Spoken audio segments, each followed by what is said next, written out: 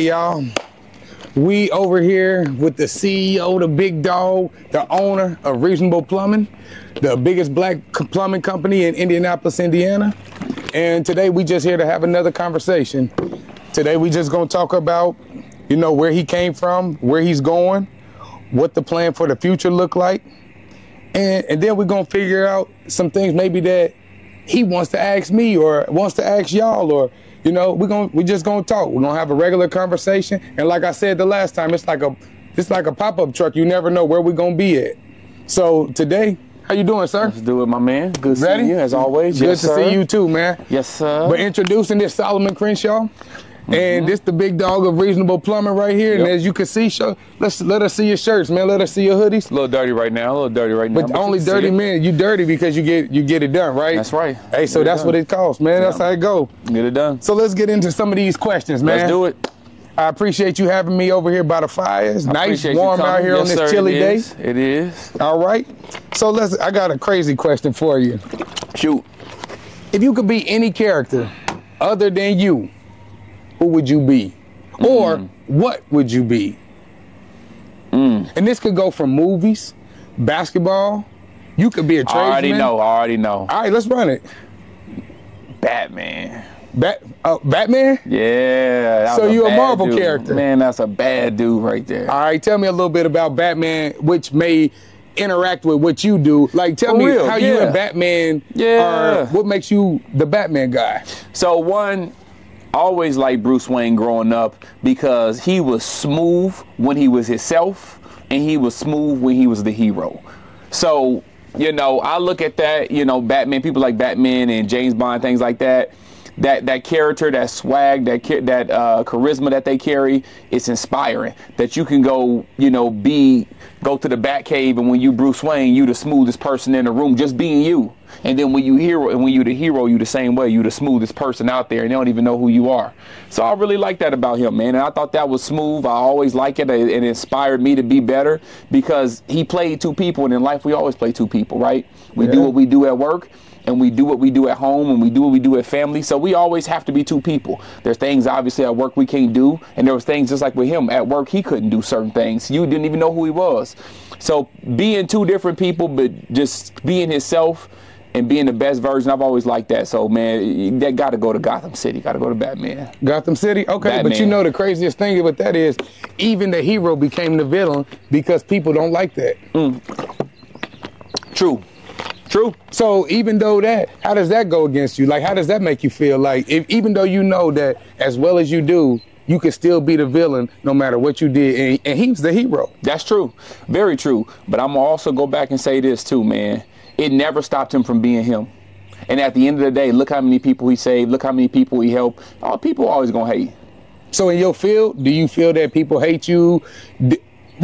Forget just the field. Let's back it up some. Shoot. So when you were up and coming in this, do you feel that you had people hating on you when you weren't? Do you feel that you was always cocky with it? Do you feel like, tell me a little bit about that, like growing into who you are today. Yeah. So he didn't just always be Batman. He had to grow into Batman. Right. How did you grow into Batman?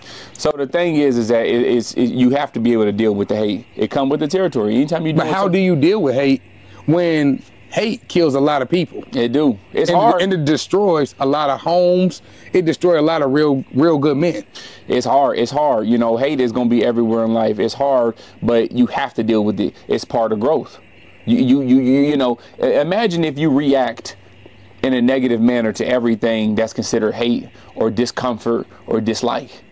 You would never get anywhere in life. So you have to learn how to overcome. You have to learn. I mean, when I was growing, I still remember certain areas when I was getting into this field, and I never say names because I don't know who's going to see some of this stuff.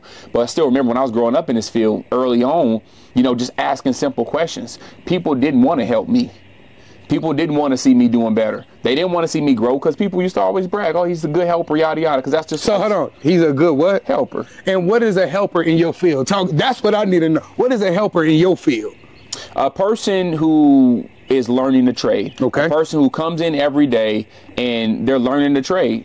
The minimum wage, I'm starting from scratch. I've never done this before. Helper. You have to hand tools, clean up, etc. Do all the dirty work. That's what a helper truly is. But that's where you get the most hate because people don't want to see you up and coming. And that's where I received the most hate. I actually get more love now that I'm an owner than I did when I was a helper. People hate it, you know, because, oh, he going to take my position. Oh, he going to get more turnovers. Why do you think that bothers people so much that you may take their position? And honestly, a lot of the positions that they thought you were going to take, you did. I did. But why do you think that happened? I mean, jealousy is love and it's hate at the same time. I never did wrong to anybody, so they always loved me, but they never wanted to see me do good, and that's where the hate came in. It's love and hate at the exact same time, and it's how people, and obviously the hate was more because it's like, man, I like him, but I'm going to hate, or I'm going to do what I can to block him because I don't want to see him doing better than me. I've been doing this for 10 years, and I still make X amount of dollars. I've been, you know, and I was growing in the ranks very fast, so people didn't really want to, you know, some of the people, and I ain't gonna never say names, but some people really, truly just didn't want to see it. Did that ever really hurt you? Like, to the core. In the inner, did it hurt you? To the core. To the core.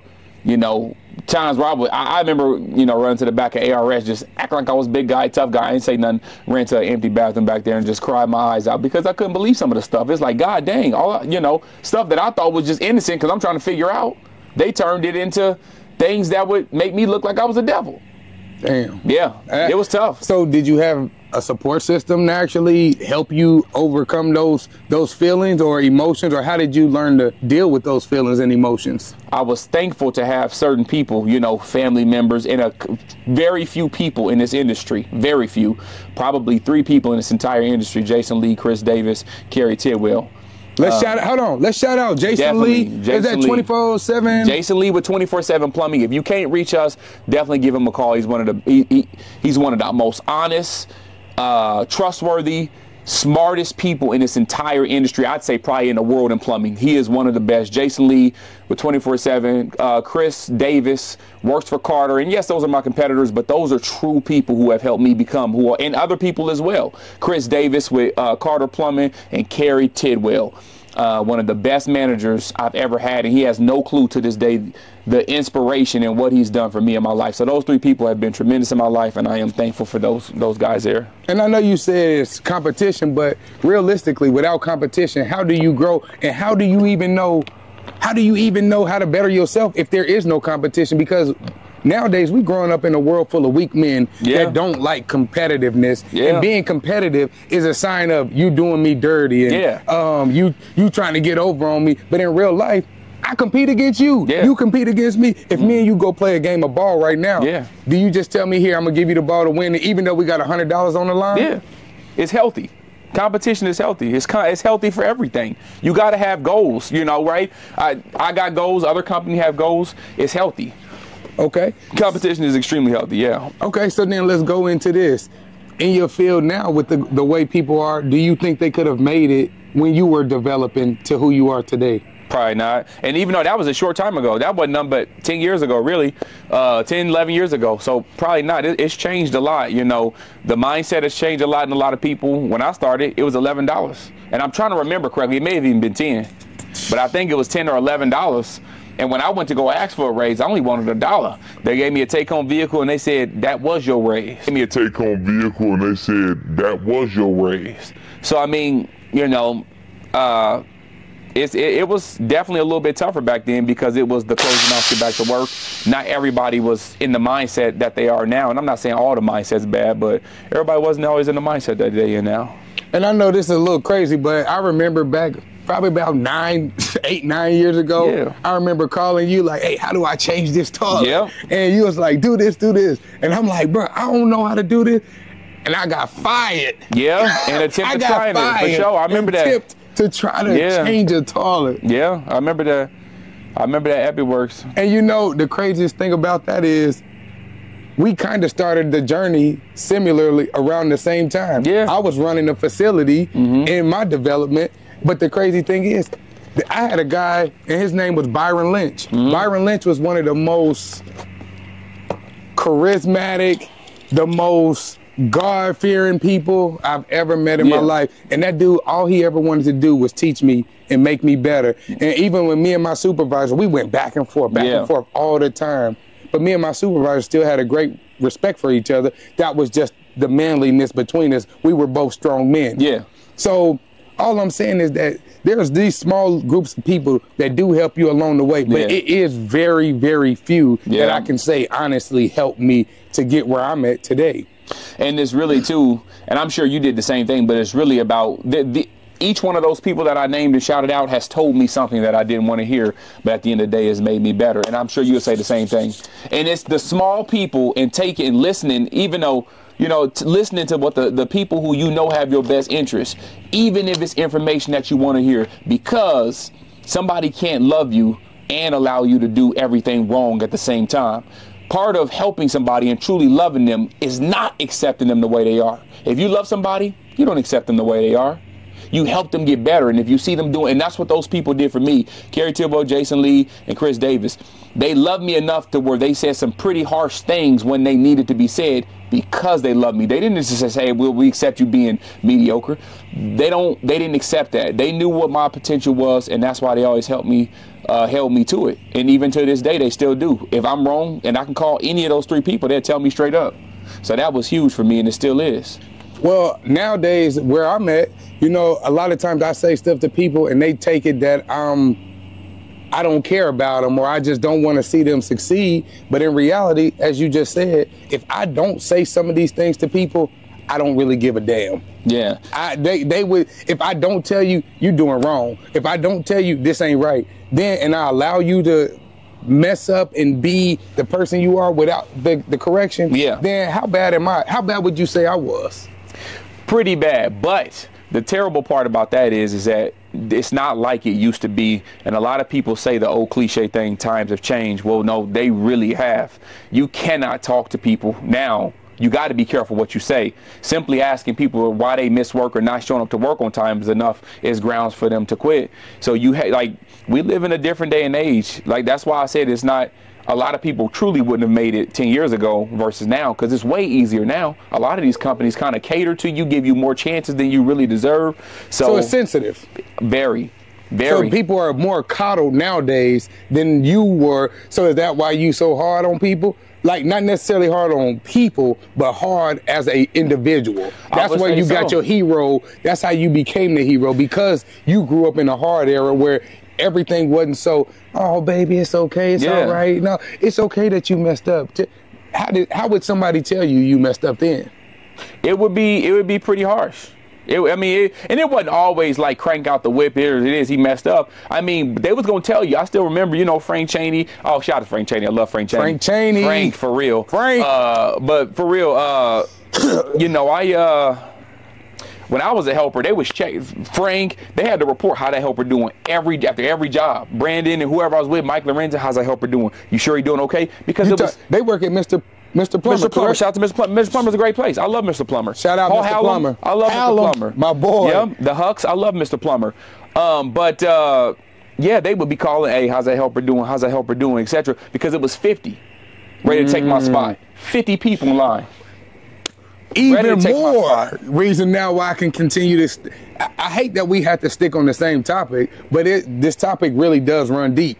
So when you say, how could you separate yourself from the next helper that was trying to get up? How could they determine that you were any different than the other helper that was right next to you, that looked like you?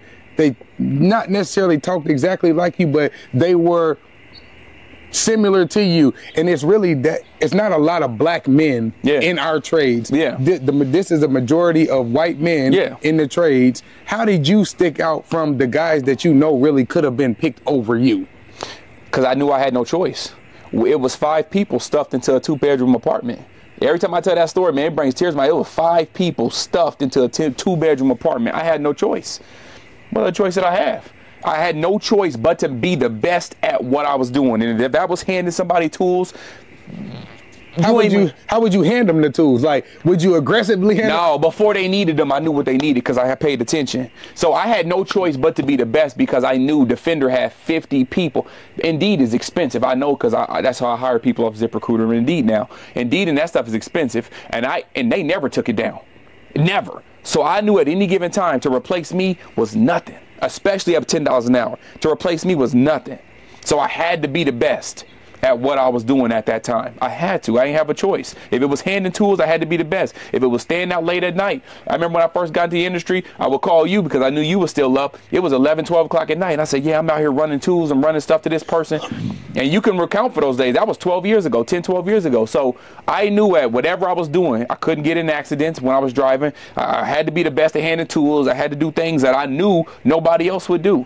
Getting under NASTA crawl, yeah. Yeah, did you invest in yourself? And I'll let you, I'm sorry I interrupted you. Not in the ways I should have, but yeah. You did? Not in the ways I should have, yeah. Going back, you know, and if I could tell people now, is investing into yourself more. Get your tools earlier on. Get your things that are going to be beneficial for you earlier on. So not in the ways that I should have, but yeah. Okay. Yep. So then, what is one of the most memorable moments in the career that really shaped you? Like really just... Is it the family in the 5-bedroom? Is it what moment was it that really said this is my most memorable moment? Like, what is your most memorable moment that you have, even if it's something recent?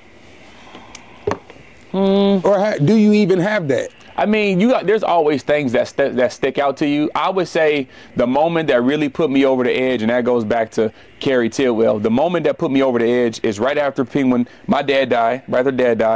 When we sat at the conference room table, and it was me, Jason Lee, and Carrie Tidwell, and nobody would give me a chance. I was just a drain man / a plumber type, you know, plumber helper and plumber at that time, and nobody would really give me a chance. And he gave me my breakthrough opportunity, which completely changed my life. That was one of the most memorable moments. And when people hear me talk about Carrie a lot, but that was literally the most memorable moment because one, he was an influence on me, and two, that was my breakthrough moment with money, with everything. He gave me a chance. He didn't have to, and that was the biggest thing. He never had to. I was just this little skinny punk who thought he knew everything, but I really had a point to prove, and he put me in a position to do it. Sink or swim, here you go. He knew, and it was a pay plan that wouldn't have been best for me. And there was another pay plan that would have been better for the company. He gave me the pay plan that was worse for the company but better for me, and gave me a chance to make something out of myself. And that was one of the most memorable moments because neither one of those guys, Jason Lee or Carrie Tidwell, had to do that. And Jason was an advocate for me. And you got to think, both of them put it on the line. Because they could have hired, you know, they could have went so many more different directions than what they did, and they gave me an opportunity that nobody else would, and I'm forever grateful, and that's a real memorable moment for me. Well, you know, that's pretty good. It's good to hear about being grateful, man. Yeah. Because I don't hear a lot of enough gratitude now, and I know that I can't really say that there's a lot of individuals that give me the I'm gonna help you out, because everybody see me as I'm coming after them. And most of the people that think that, I could give a damn less even about them. I don't even think about them. And I'm sure you was the same way. Yeah. Like, most of the things, and I don't even care about that. Like, it's nothing that even bothers me. Yeah. But because we're in the same industry, I understand where you're coming from. Yeah. I mean, I wish I could think of the verse where in the Bible when they talk about how you're going to get the least honor amongst the people around you and in your hometown, etc. like that. We all in the same industry, right? But we all the first to throw each other underneath the bus, right? We all the first to throw each other underneath the bus. We all the first to hate on each other instead of, you know, uplifting each other. But, I mean, that's going to come with any industry. You know, it's going to come with any industry. You just got to keep moving, stick with the people around you, and not give up. That's really one of the biggest things there. Well, it's cool, too, to see that in the process of your growth, where you've made it to, and I mean, just where we're sitting at this moment this is a phenomenal space. This is one of the most beautiful space to even have such an interview such as this, because you didn't have to allow us to even be here. Mm-hmm. And if you wouldn't have followed the steps that the Lord led you, you wouldn't have made it to this. Because I thought before, did you sell cars or something like that? Yeah. Or you was doing some car salesman? Yeah, I mean, going back to how I started, I mean, I had an option. It was either Turk's Furniture in Danville, Illinois, or selling cars at CarMax, but I knew I wanted something different. And you never know somewhere how you'll get guided or how you'll get pulled, but I just knew I wanted something different. So I had an option: stay in my hometown in comfort, or get out of the hometown and really grow and get and see what happens. And I took the opportunity, and nobody really believed, because I came here by myself. My TV was on the floor, my air mattress was on the floor, and I used all my tax money to pay 2 months worth of rent, and it's either it worked or it didn't. And I started doing okay at CarMax, but I really stopped liking it. So I went to the next car dealership who promised me the next thing, and after that point, long story short, I started losing money. I started owing the car dealership money. Because they kept saying, look, no, for real, a draw. It's called a draw. Seriously, so it's you called a draw. owed the car dealership money, Owed them about 12. even though you was working for them. Yeah, because they kept, what it is it's called a draw. And now I owe them about $1,200 because they gave me $600 twice, 1 week, and then $600 another week because I didn't sell any cars. And I love cars, but it just wasn't for me. When you say you love cars, is there a specific car that you value more than others? I mean, I love the Porsche, I love the 911, but I am a car enthusiast overall. I love things about Honda, I love things about Subaru, I love things about Ferrari, I love things about all cars in general. I am a car fanatic. All right, tell me something about a Honda that you know that's for certain. They can be tuned extremely well. You can take a 4-cylinder and run a 10-second quarter mile with the right. You can make a 4-cylinder in a Honda sound good. It's just like, I would have a Honda. That would be a perfect drift, a perfect tune car. I just don't have room for that stuff. But it's just, I love cars. And people, even on the Porsche, people always say, oh, it looks like a teacup. It's an ugly car. That's my favorite car in the world. Is that something you inspire to own? Yeah. When? Now, that's why I got one. So you do own one. So you care so much about this. Has that ever been a dream? Yeah. And at the end of this, if you don't mind, maybe we could take a look at what a Porsche 911 looks like in person. For sure. For people that actually want cars. I'm not really into cars. Yeah, for sure. So to me, cars, it's okay. But, I'll take, you give me an old beat up truck and I'll be happy as if you just got a 911. Yeah. I care more about other stuff. I like watches, guns, drones, technology. I like stuff like that. More things. I like the new iPhone. Yeah. I like better cameras. For sure, 100%. I invest in the mics just because I like the technology behind them. Right. So the car thing ain't never really mine. That's never really been my dream. Ever. And everybody got their own things. And it's people who work hard for their family. And I ain't saying I don't work hard for my family, but it's people who work hard for their families, people who work hard because they want a house. And whatever your goal and your dream and your ambition is, put that first. But how do you put that first in a world that caters to everything being, nah, you don't have to do that. It's okay. How do you put those things first? Because in your field, this ain't a 9-to-5 field. How do you put that first? Because a 9-to-5 field would be, you go in at 9, you get off at 5. And in your field, you may go in at 6 and not get off till 12 a.m. It's all in the mindset. That's all it boils down to. It's all in the mindset. And people don't understand how strong the mind is and how strong the tongue is. I can't come to work because of this. Well, even if you really could, now you're under the belief that you can't really do it because of something simply because you said it. It's all in a matter of the mind. That is the most powerful thing, the mind and the tongue. Two of the most powerful things that we have as human beings. And like I have a mindset, that's why I'm really hard on days off, et cetera, et cetera. I've been in this industry for 10 years, 11 years, and you can count on both hands how many days I've called in. Probably can count on one hand, but that's up here. And you think I feel good every day? No. But it's all in the mindset. It's all in the tongue. I don't wake up saying, oh, I can't do this. I can't do this. It all starts with that mind. Is it because you just want stuff, or is it just something to do? Or do you do it because if you couldn't get paid for it, if you didn't get paid for this, is this something you would still do? I love it, yes. Which part of this is what you love the most? What makes you love this so much that even if you didn't get paid, you would still continue to do this? Because that's happened. I've not gotten paid for certain things, and I still did the job right. We did a $25,000 job. Hold on, how much? 25,000.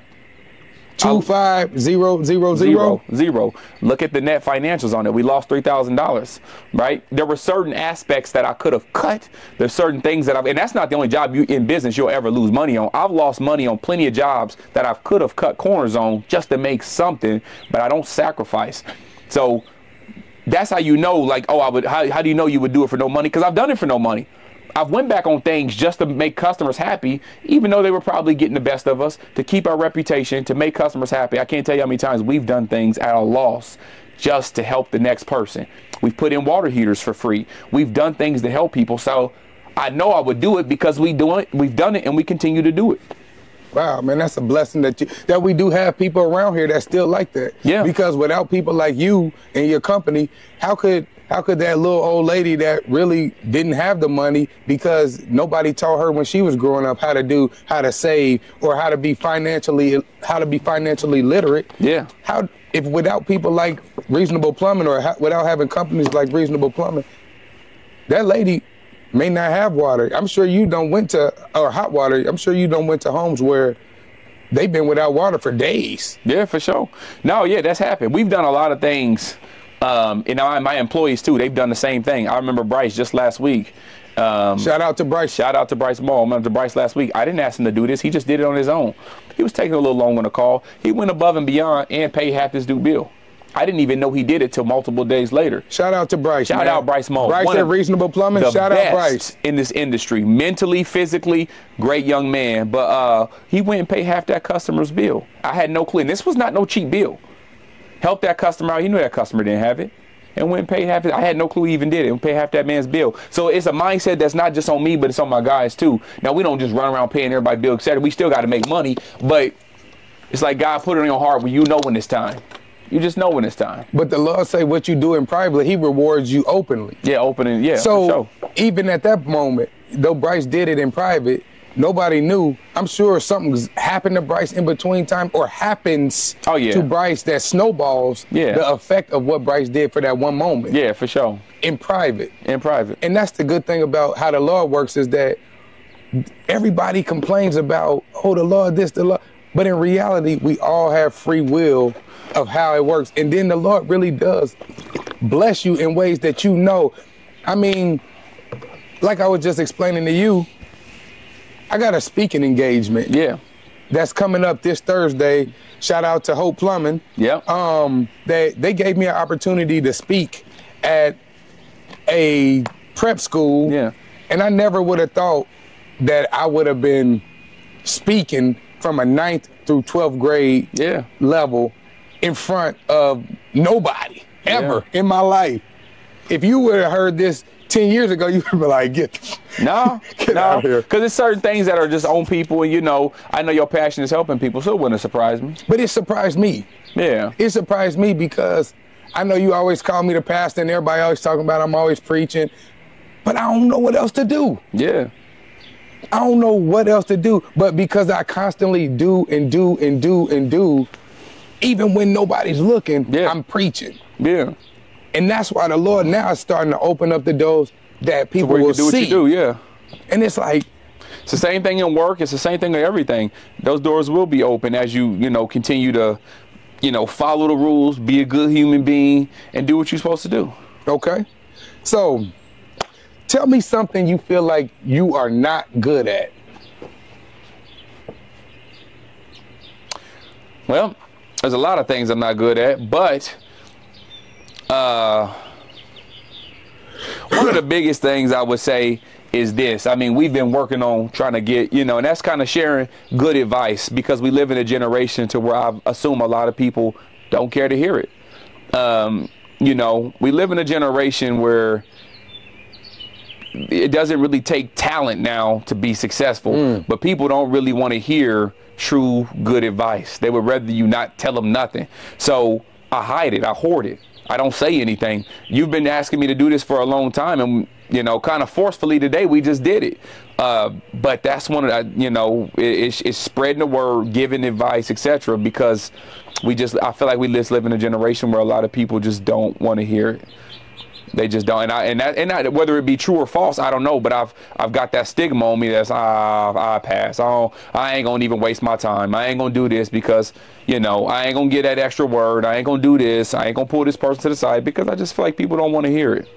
So, but then, like you said in the beginning, you actually then this would contradict what you said in the beginning because though you feel so strongly about helping people, how can you help them if you know that you're not doing your best when they need it? And even though it may hurt them or it may sound harsh, how do you say you want to help if you're not willing to actually help them because they need that? How does that work? Well, it doesn't. That's why you recognize it's a flaw first. And that's why I've recognized it, right? So I'm trying to do better that's why I wanted to make sure, look, don't leave, come to the house. Let's make sure we do what we do. I wanted to make sure that we had time to give whatever information that people would deem value, that I deem value, that could help anybody, even if it's one person. If 2 people see it and it helps somebody else, mission accomplished. So it's just recognizing that, man, and really trying to start somewhere. So I think this is a good start. Yeah. Okay. I appreciate this Yeah. though, because we need more regular talks. Yeah. We need, and I'm not saying you and I, but I'm saying us in general, where men can be able to say, hey man, you're not doing well. Yeah.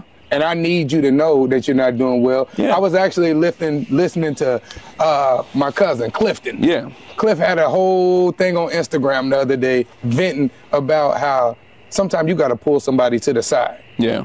If you don't pull somebody to the side, you can't do everything in front of everybody. No, right, for sure. But you can still come walk with me. Come Yeah. walk with me.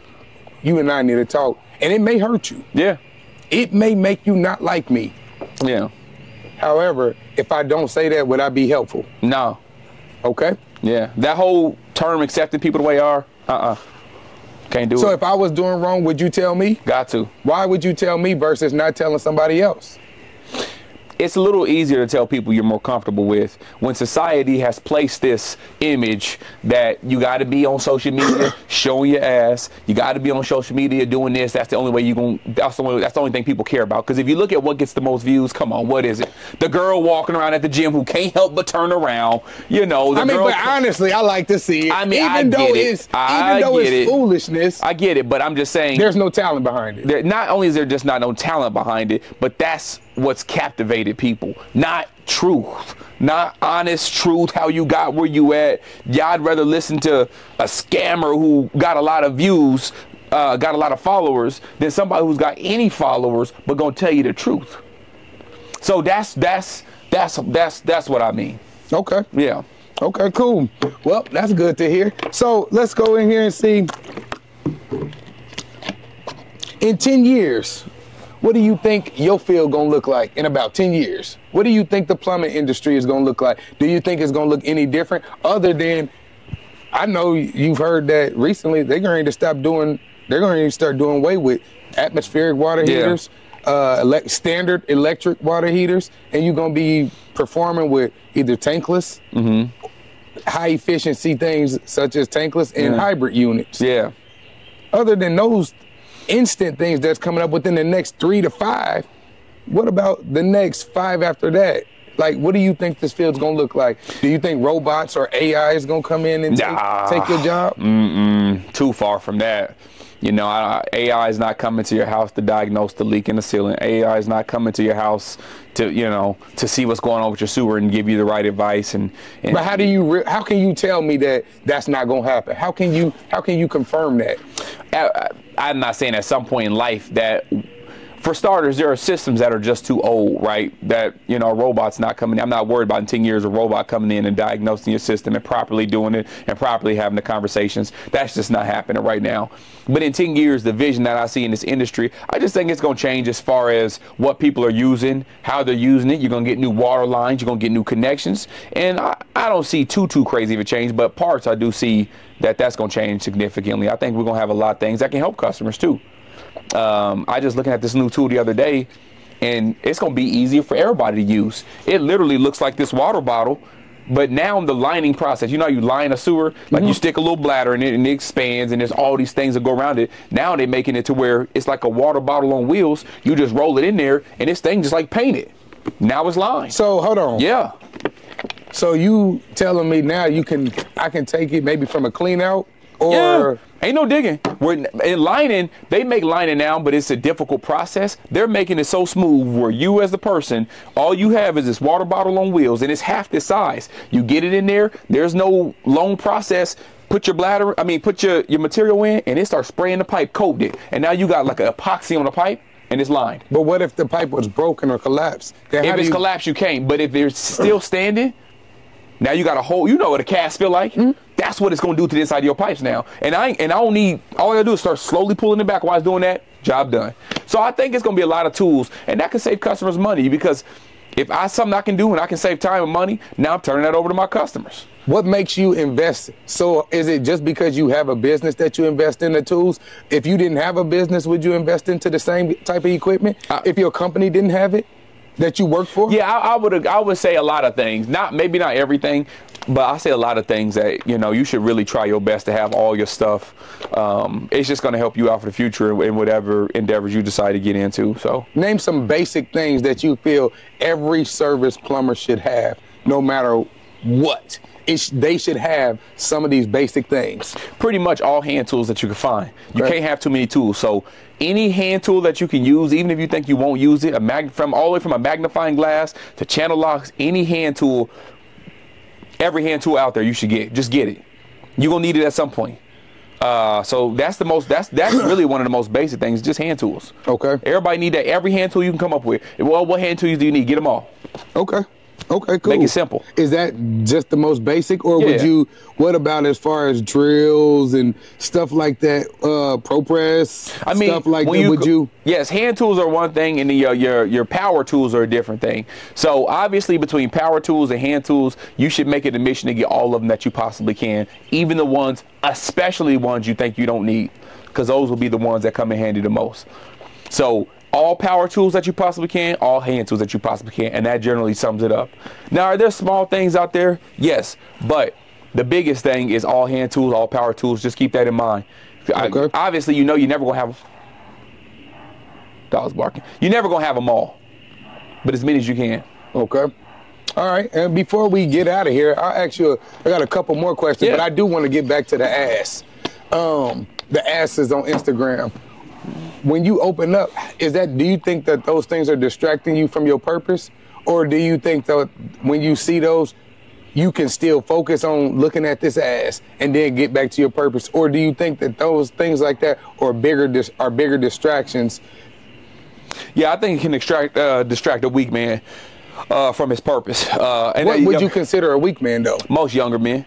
A lot of younger men, it's easy, you know, once you get older and you experience things and you go through things, it's a little bit easier to get away from those things like that. To me, it's annoying at this point. And I ain't gay. It's annoying to just see that, because it's like, that's all it is now. And it's very easy to sit on Instagram and just do that and do that and do that, because the younger men get, how do I say this? Very, entertained. So it's very easy to get distracted by that, man. So I would say, yes, it can be a distraction for younger people. Yes, very much so. So is this something that you still like to see? It's just okay? When you get focused on a lot of stuff, you don't pay that stuff no attention. If it pop up, so be it, but you don't pay that stuff too much attention. Okay. Yeah. I understand that for sure. I mean, I do get it to pop up on my timeline. Yeah, I watch a little Meg Thee Stallion pop that thing a little bit. Everybody do what they do, yeah.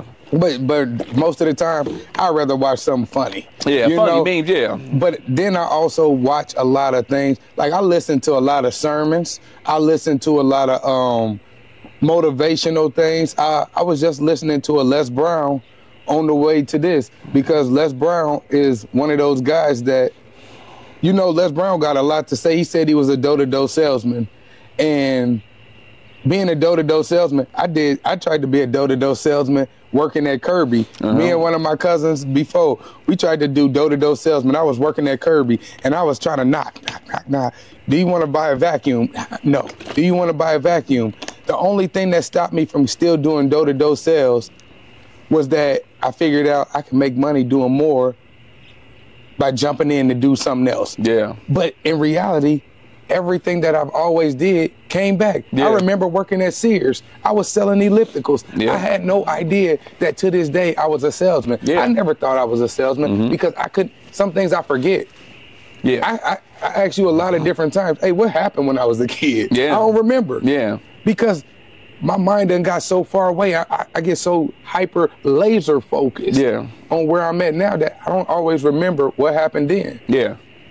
I know it get crazy when you like, man, dude, why you always asking me what happened when we was a kid? You know what happened. But a lot of times I really don't. I never would have thought that I could have seen myself as a salesman or as a person that people looked up to. Yeah. I never would have thought that, because while let's say our parents was taking wanted to take us to go see maybe a Bishop Paul Martin. I'm like, man, I don't want to see Bishop Paul Martin, man. And you'd be like, man, let me go in there. Or when it's time when our cousin Todd played for the Bears, and we needed to go, and they wanted us to go tailgate, and we had tickets to the back, and I'm like, man, forget it. Or when the Obamas was running, and sister had, or your mother had, all of these things where we can go in there and talk to all these big people.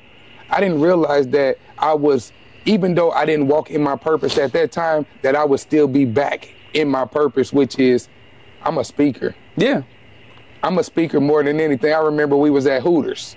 Yeah, and for sure. It was a girl dressed half-ass naked. Yeah. And what'd you tell me? Man, stop preaching to her. Yeah. And what'd I say? I can't help it. Yeah. I don't know what else to do. Mm-hmm. I don't mind her being half naked, but if you ain't doing your best while you half naked, then get your ass on. Yeah. She could have been doing better than what she did. Her service wasn't all that, but instead I had to talk to her about how she could get better service. And you told me, quit preaching, but I don't know what else to do. Yeah. All I'm saying is that no matter where you are in life, your purpose will get back to you. Yeah. If you allow it. Yeah, you can't get too far from it, because there's a such that, a lot of people, more people than what they actually know, have grace. And that's... I got favor. Favor, grace. But grace is when people get things that they truly didn't deserve. Even after going backslide, etc., a lot of people don't understand they got grace. But you can run out. I've seen it happen. So, yeah, I agree with that. Yeah. Okay. And then I'm going to have one more question for you. Shoot. And that question is, if you were the interviewer, what topics would you have spoke about, maybe that I didn't touch on?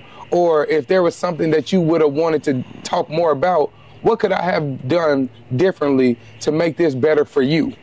Or for maybe not for you, because this is already done. For the next individual, because I have my notepad here that I plan to take notes from you. Oh, okay. Every person that we interview or that I interview, I want to know how can I do better for the next person. So I'm here to take notes from you as well. Oh, okay, for sure. I mean, you've hit a lot of things on the head. One of the biggest things is I would encourage you to ask the next person, no matter how, because your goal is to interview people who have accomplished things, etc. No matter what it is, ask them how they not so much got there, how they stayed there. Because a lot of people get things and lose it. A lot of people get the stuff and lose it. So ask the next person how they stayed there. I think that'd be a good question for people in the future. Like if you get success in an area, whether it's in a food truck, restaurant industry, photography, whatever it is that you do, if you get some success, how do you still maintain that? Because that's something that a lot of people just want to get a taste of sex, but they don't understand how to maintain things. So ask your next person that. Okay, so since that was just one question that you asked, could you give me an answer to the question that you asked me? How did you get successful? And when you started, how did you get from where you started to where you are now? And could you tell us when and maybe where you started to how you ended up to this? How big is this house that you are? 7,000. 7,000 square foot? Yeah. Wow. And the pad, you got the bar area? Yeah. Even though I didn't pay for this portion of it, yeah, they had to dump. It's not about that. Yeah. It's about where you are from where you came from. For sure. So it's even regardless. Yeah.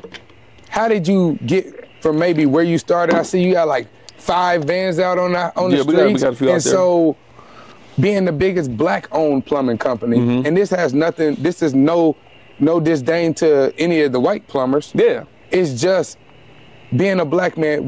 Maybe tell us where you came from, like what year did you start with your own business? 19. 2019. Yeah. Okay. And when you started in 2019, tell me a little bit about that. It was hard.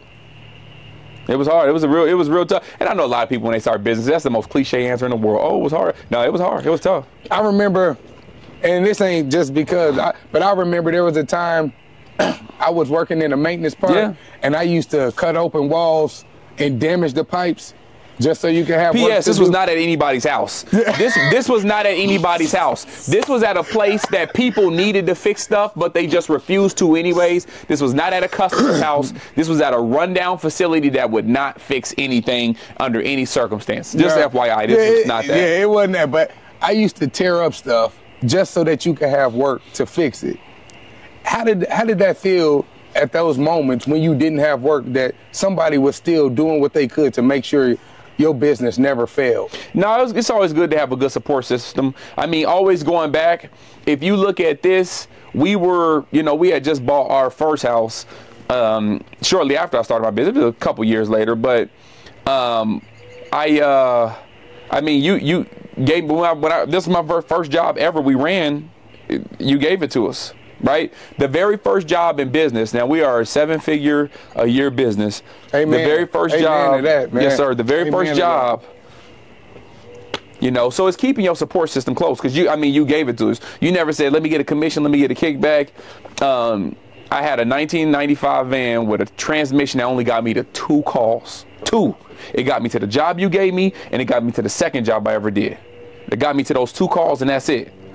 And you know, it's having the people who care about you and not gonna hate on you around you. It's having those people. You've never asked for anything. You've never hated on me. We've always worked as a team and as a conglomerate, and it's always benefited both of us in some way, some form. So that's the biggest thing, is keeping people who have your best interests around you. And so that would be how you say you stayed growing to right now. Yeah, even, I mean, Jason, he never withheld one piece of information on starting a business. Literally helped me start Bia's competition. He didn't have to do that. I wouldn't have even known how to do it if it weren't for certain things. But it's keeping people around you who have your best interests, and a lot of us don't do that. We keep people around us that hate on us. We keep people around us who want to keep us down. We keep people around us that don't see the growth in us. That house across the street, every single day these people go there, and I'd be like, man, ain't nothing, they ain't even do nothing, they ain't even do no work. But the thing is they see the little bit of progress. And it's the people, you keep people around you who see the little bit of progress every day that you're making. Not the people who gonna tear you down, not the people who gonna say negative things about you and speak those things. It's the people who gonna help you and build you up and not hate on you, even if you're growing, even if you got something. Not hate on you. Just building each other up. That's the biggest thing. Okay. Keeping that around. And is that the only thing you would feel that I didn't get to, that maybe you would have wanted me to ask about? Or is there more things that you feel I should have said that I didn't say? No, we topped on a lot, but make sure you ask people how they stay successful and all that, because everybody's going to have a different answer, and, you know, everybody's journey is different. And I think that maintaining and consistency, what we talked about as our last meeting, and knowing how people stay consistent will help a lot of people in the future. Okay. Yeah, because it's easy to get stuff.